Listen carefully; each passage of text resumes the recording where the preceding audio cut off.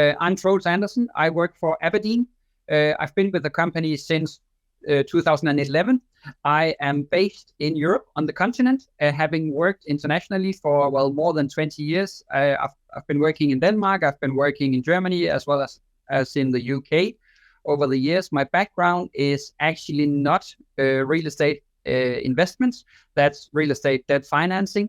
But back in 2008, I decided to change sides, so to speak, and I joined the investment side of things, and I've been working with investments ever since.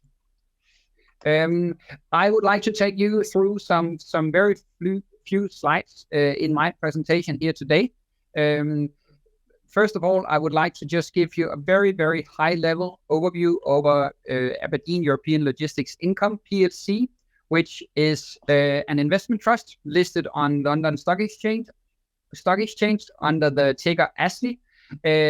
We are a specialist investment trust. We are investing into European logistics, and I will come back to that later on in my presentation in terms of what we exactly invest in.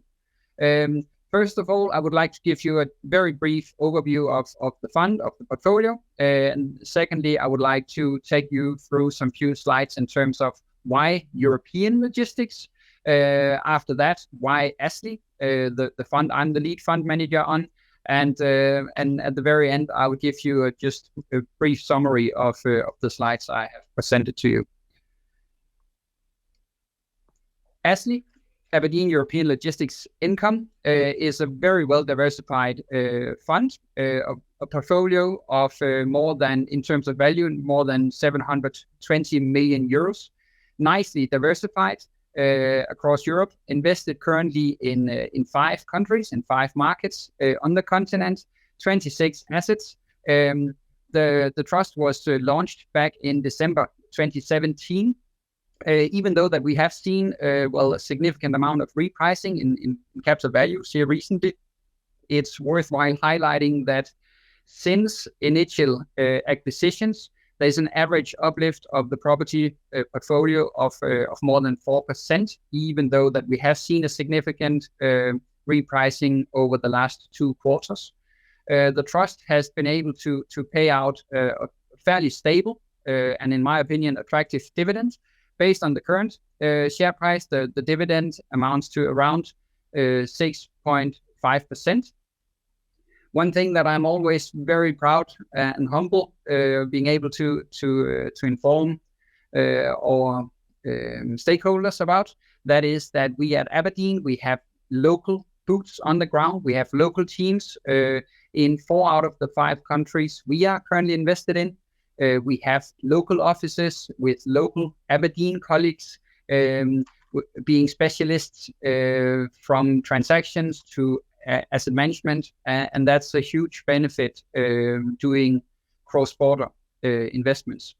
The focus of the fund is last mile urban logistics, as well as mid-box, and mid-box is then we're talking about assets up to approximately 50,000 square meters in terms of size. So that is the focus. And for the time being, we have approximately a 50-50 split between last mile urban logistics and mid-box warehouses. One thing that I have learned over the years, having worked both on the continent as well as in the UK, is that it's always very important to stress the differences. One of the main differences between the UK and Europe, in my opinion, is that more or less all leases, they have a very, very strong linkage to inflation, to CPI. The portfolio we are running, we have around 2/3 of all leases with no caps on inflation linkage. We actually benefit from high inflation right now, since that leads to a higher passing rent in our portfolio. The trust also has the benefit of having a pretty conservative and prudent loan to value of around 35% based on our Q1 2023 numbers. The all-in cost of debt, including the margin, is around 2%. And I would just like to highlight the fact that we don't have any loans coming up for refinance before summer 2025. So for the time being, a pretty comfortable position to be in, given what we have seen in terms of interest rate movements. So low loan to value, a debt portfolio fully hedged, and at an all-in cost of debt rate of 2%. ESG is front and center of everything we do. We have dedicated ESG teams within abrdn, which is extremely helpful. We try to optimize where we can. It has to make sense also from in terms of profitability. But for example, we have installed solar panels on a fairly large number of our assets in the portfolio.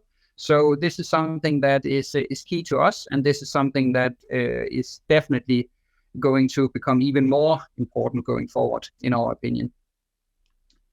Turning to the next slides, why European logistics? Well, if you compare to the UK, you have a chart here at the top of this slide.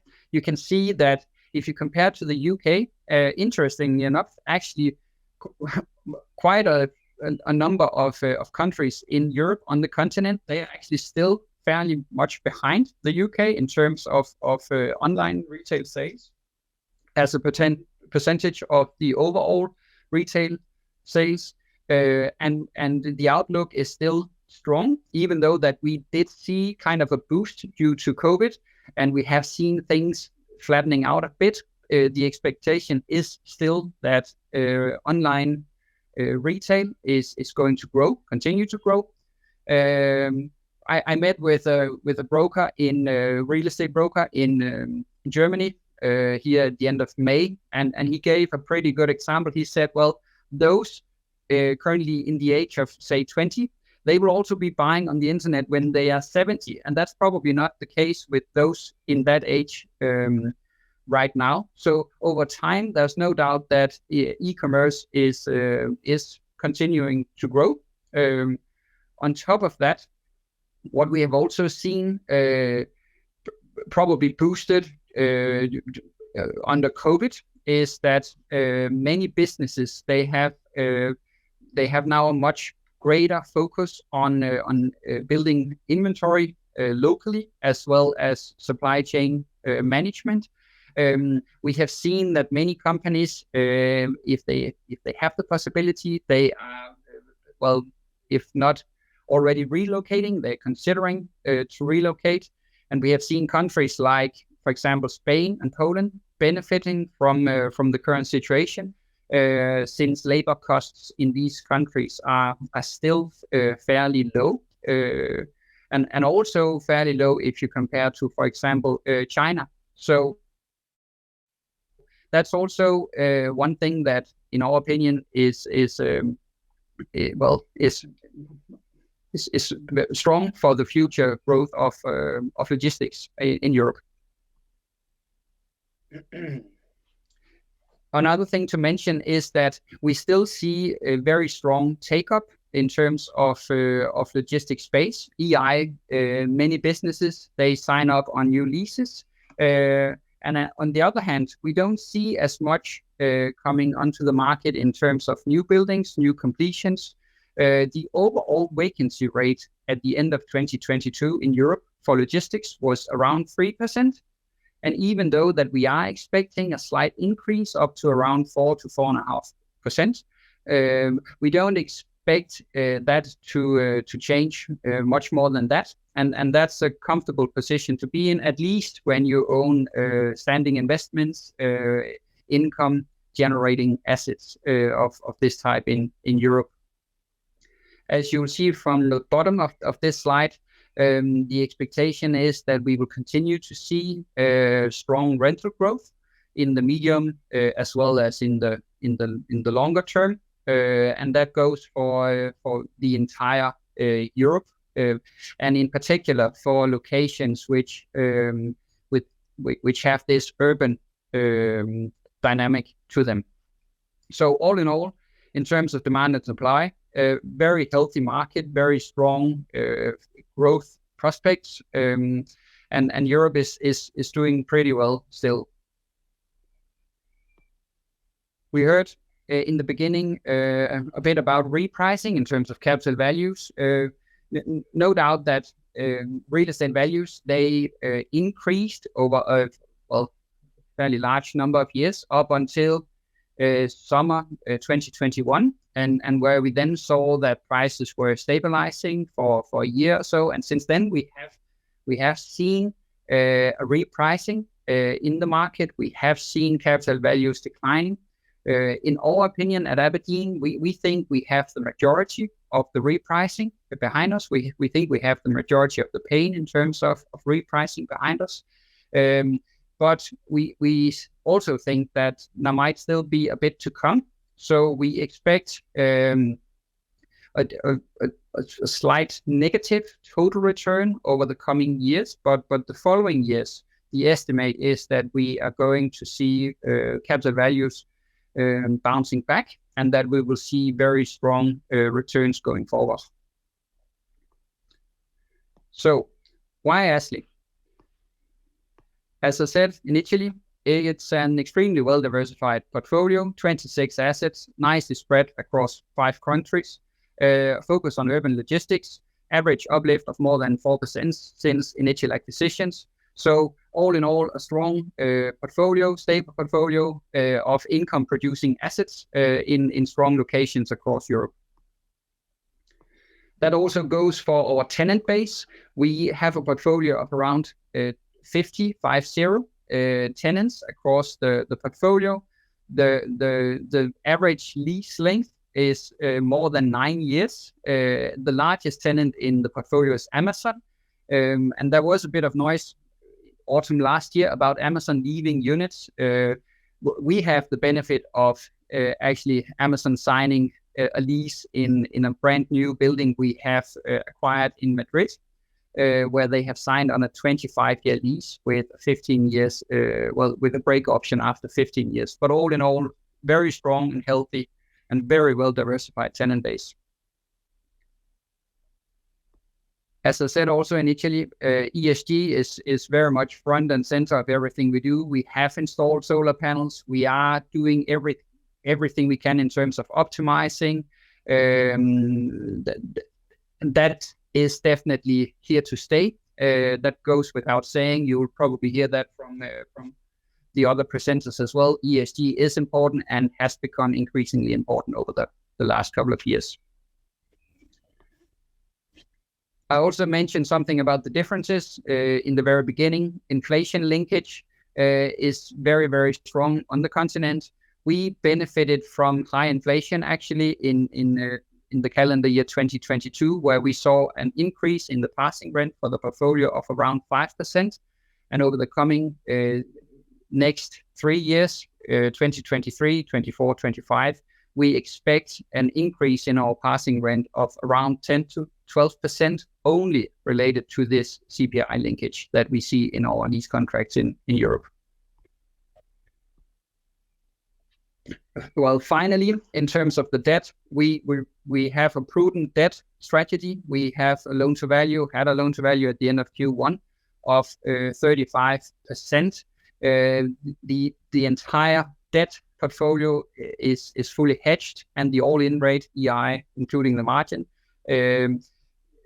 is at an average of 2%, and no loans coming up for refinance before summer 2025. So still some time to go before that we will have to refinance our loans. And the expectation is that we will, at some point before summer 2025, we will start seeing, that's the estimate of abrdn, interest rates starting to decline again. They'll probably not go back to where they were a couple of years ago, but we think that they will come down compared to the levels they are currently at. That brings me to a quick summary. Astley, urban mid-box logistics.